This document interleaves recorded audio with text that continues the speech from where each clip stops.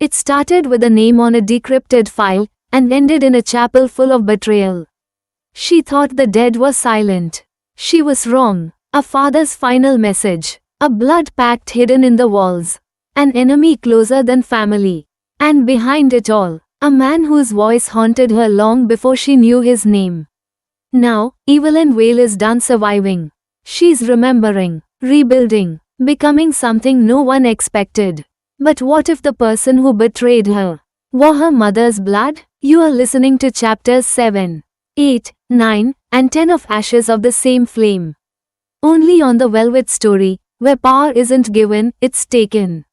Chapter 7, The Dead Don't Lie. Sometimes the dead leave breadcrumbs. Sometimes they leave bombs. The encrypted file sat like a heartbeat in her hands. Timestamp, 7:14 a.m. One day before the crash. Sender, unknown internal. Encryption level, VAULT7 lockdown. Cassian stood behind her, silent. This came from inside Vale Industries, she said. He nodded. Only 3 people had this encryption key. One was your father. And the others? His jaw tightened. We'll know once it decrypts. The process took hours. She didn't leave her chair. Didn't blink. Didn't breathe right. Cassian watched from the doorway like a ghost in a cathedral. He didn't touch her. But he didn't leave either. When the file finally cracked open, it wasn't numbers. It was a video. Grainy. Her father. He sat in his office. Suit jacket off. Sleeves rolled. Tired. Not defeated. Focused. If you're watching this, Ari, it means they found a way to silence me before I could go public. Evelyn's hands clenched the arms of the chair. Cassian stepped closer. Still didn't speak. Victor Reed has been trying to force this merger for 3 years. I've said no each time. This week, he threatened your life. She gasped. I thought I could protect you by keeping you out of board meetings. By keeping you uninterested. I thought shielding you meant saving you. I was wrong. He ran a hand through his hair. Shaky. If something happens to me, to us, know that someone from the inside handed them our schedule. The crash won't be an accident. And you must never trust. The screen glitched. A burst of static. The rest was gone. Corrupted. She stared at the blank screen. No tears. Just silence. Then her voice, low. Hollow. He knew. Cassian knelt beside her. Your father died trying to protect you. And to warn you. But he didn't say who betrayed us, she murmured. No, but he gave you something better. What? Cassian met her eyes. A reason to become dangerous. That night, she sat alone in her suite, eyes unfocused. But her heart remembered something. A voice. Low. Amused. Soft in the chaos. You shouldn't drink alone, you know. She frowned. That voice. It had come from a party. A fundraiser. Years ago. She'd been hiding on the rooftop, avoiding another arrogant CEO. And a man she didn't know had offered her his jacket. You are Ariana Vale, right? Not tonight, she had replied. Tonight I'm invisible. You'll never be invisible to me, he'd said. It was just a sentence. A flirtation. A passing moment in a life she forgot. Until now, that man had Cassian Wolf's voice. She didn't tell him. Not yet. But she watched him differently the next morning. I watched the way he stood at the window. The way his shoulders tensed before he spoke.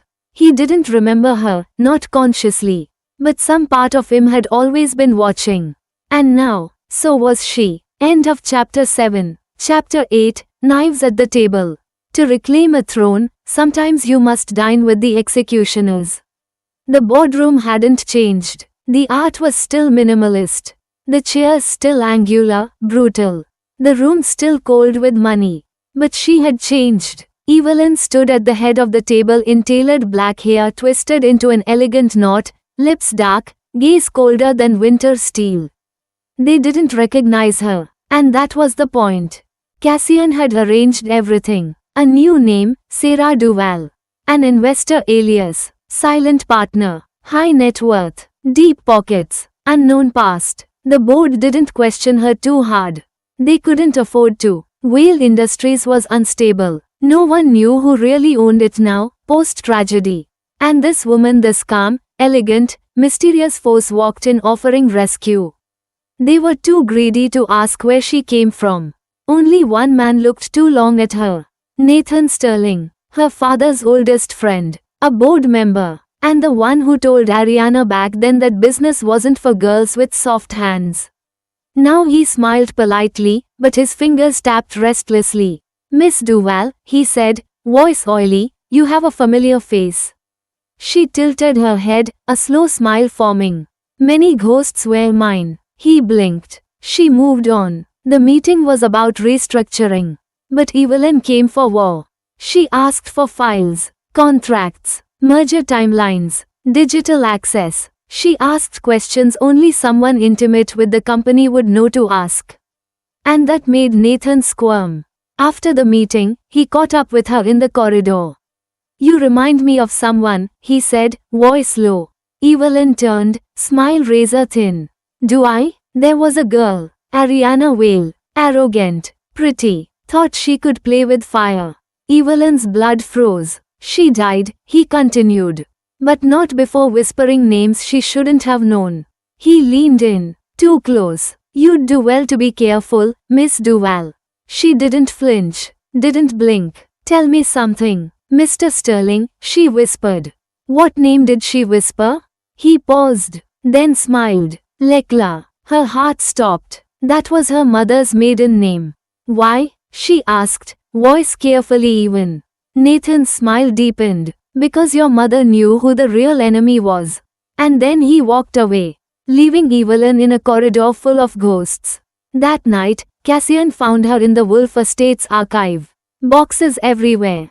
Old files, ledgers, contracts, personal notes her father had once sent Cassian about private tech partnerships.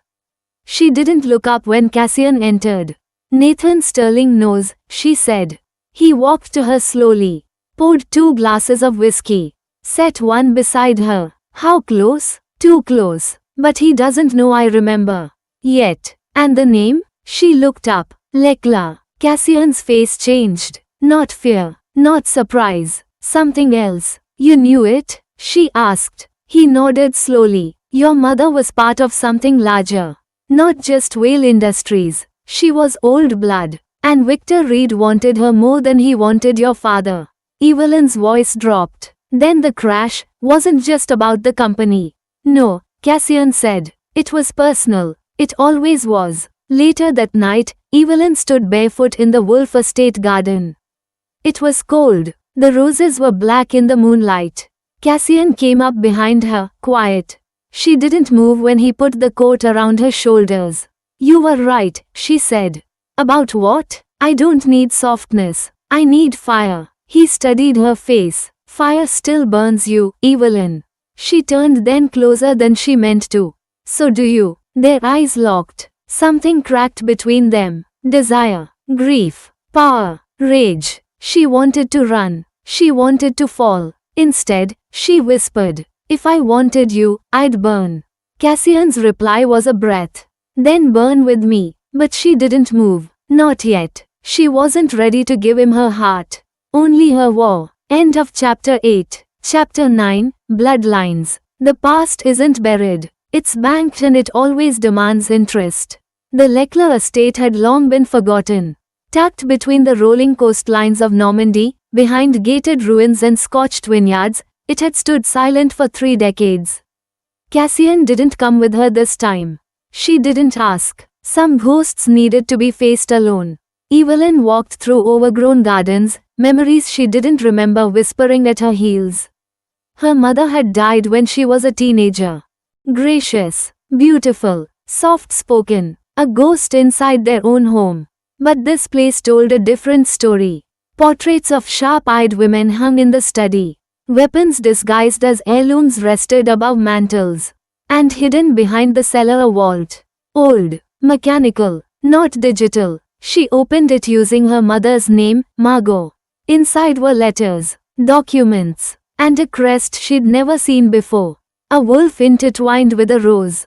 House Lekla entered an alliance with House Wolf 1891. Broken under terms of betrayal. Reinstatement possible only under blood pledge. Evelyn blinked. The page was parchment, handwritten, stamped with an ancestral seal. And at the bottom, Cassian Wolf, signature dated 2014. She stepped back. He knew. Back at the Wolf estate, she didn't ask. She slammed the ledger onto the marble counter in Cassian's study. You knew my mother. He didn't flinch. Didn't lie. Yes. You signed a blood pact. Yes. And you didn't tell me?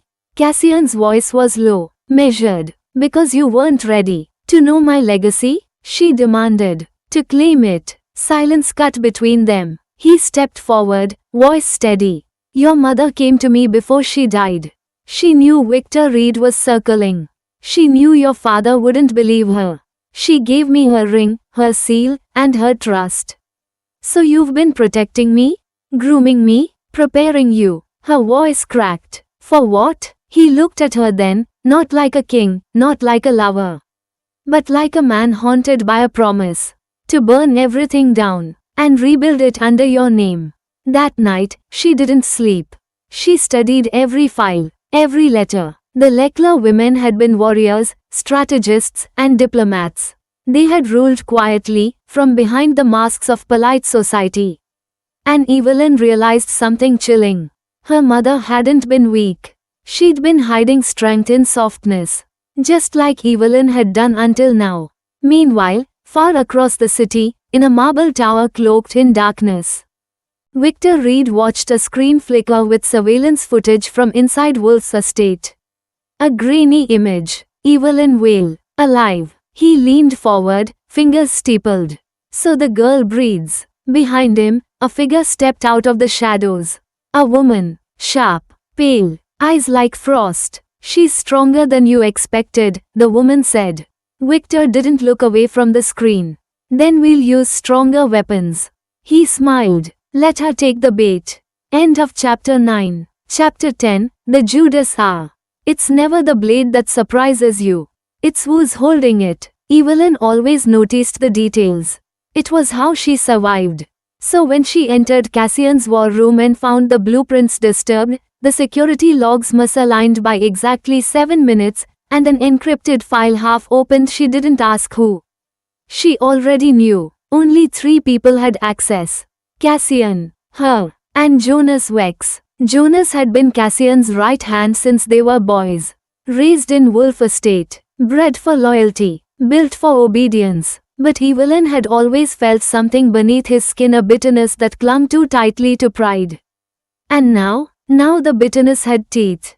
Cassian found her alone on the training floor. Sweat glistened on her brow. The heavy bag swung wildly. Her knuckles bled through the wrap. He's the leak, she said without turning. I know. Cassian didn't try to soothe her. Didn't pretend. Why? Because he thinks I chose you over him. Did you? Cassian stepped closer. His voice dropped to a bare whisper. Without question. That night, Evelyn set the trap. A false plan. A fake meeting between her and a potential European investor tied to her mother's bloodline. Location, an abandoned chapel on the city's edge. Time, midnight. Cassian watched her don her coat. Didn't stop her, but handed her a gun. If it's him, I won't hesitate. He caught her wrist before she turned away. That part scares me. She looked him in the eyes, soft but unyielding. That part saved me. The chapel was quiet, too quiet. Candles from some old service still burned faintly. She stood in the center, exposed, pulse steady. At 12:09, the old doors creaked. Jonas stepped through. No mask, no disguise, just betrayal, dressed in black. You always did think you were smarter than the rest of us, he said. Evelyn didn't blink. And you always played the shadow too well. So well you forgot how to be seen. Jonas stepped closer, slow. You don't belong in his world, Evelyn. You are a placeholder, a storm he'll ride through. Then why spy on me? His jaw tightened. Because I wanted to see when he'd drop you. But he didn't. You became hers. And he forgot about everyone else who bled to build this empire. She took one step forward. You think Victor Reed cares about loyalty? Victor respects legacy. Victor killed my family. Jonas paused and smiled twisted, sad. No, he just gave the order. Her world snapped sideways. It wasn't Victor, she whispered. No, Jonas said, voice like a knife. It was someone you trusted more than him. Then he pulled the pin on a smoke grenade and vanished into the dark. She staggered out of the chapel coughing, blood roaring in her ears. Cassian was already waiting. She didn't say anything, just collapsed into his arms. He said Victor didn't kill them, she gasped. Cassian froze. Then who? Evelyn raised her eyes. He didn't say, but something deep inside her stirred, something that remembered her father's last look, the way her mother cried the night before the accident. The name whispered under Nathan Sterling's breath. Lekla. Someone with blood ties. Someone inside. And she knew, finally. This wasn't just about copper, it was. This was a family vendetta. End of chapter 10. The blade didn't surprise her. It was the hand that held it. Secrets buried in blood. Love caught in the crossfire. And trust, fractured beyond repair. But Evelyn Vale is no longer running. She's digging, unmasking, preparing to burn down every lie built in her name. And when she finds out who truly orchestrated the fall of her family, they'll wish she had stayed dead. The storm isn't over. It's just sharpening. Next up on the Velvet Story. Chapters 11 to 14, The Final Descent. With the prelogue, epilogue, and post-epilogue twist that changes everything. Subscribe, because the end isn't the end. It's the reckoning.